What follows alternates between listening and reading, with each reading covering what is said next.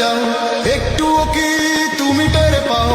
কার পাশা গেছে কার টেবিলে, খেলা যে চলছে কোন লেভেলে। এদিকে এসো।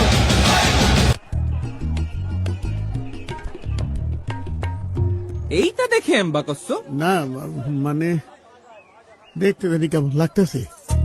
আরে এটা তো বডিওল ক্যামেরা, তাই না কোন ভাই? বডিওল না, বডি ওর্ন ক্যামেরা। ওই একই কথা। তা এটা দিয়ে কি করে?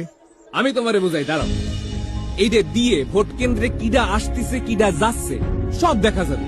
আবার ধরো ইলেকশনের দিন কেউ ঝামেলা করতে চাইলো, সাথে সাথে বডি অন ক্যামেরার এসওএস বাটনটা সব দিলি, তখনই কন্ট্রোল রুমের যে মনিটর আছে সেখানে এই ক্যামেরার ছবি সবার সামনে ভাইসে উঠবি। কন্ট্রোল রুমেতে পুলিশের কাছে জিজ্ঞেস বুঝে সমস্যাটা কি, পুলিশে আর একটা বাটন চাইবে যখনই কইব সাথে সাথে ডাইরেক্ট অ্যাকশন। তখনই সশস্ত্র বাহিনী, বিজিবি ও আইন শৃঙ্খলা বাহিনী আইসে এই সন্ত্রাসীগুলারে ধরে যে যে আকাম করব একদম লাল দালানে ঢুকাই দিবে। বুঝিছো ব্যাপারটা? মানে আগের মতো কেউ আকাম করে পার পাবি না? এ চাচা, আগের দিন কি আর আছে? আমি দামিয়ার লাইলাতুল ইলেকশনের দিন শেষ। চলো ভোটটা দিয়ে আসি। চলো চলো। আপনার নিরাপদ ভোট প্রদানে আপনার পাশে সার্বক্ষণিক নিরাপত্তায় আছে সশস্ত্র বাহিনী, বিজিবি ও আইন শৃঙ্খলা বাহিনী।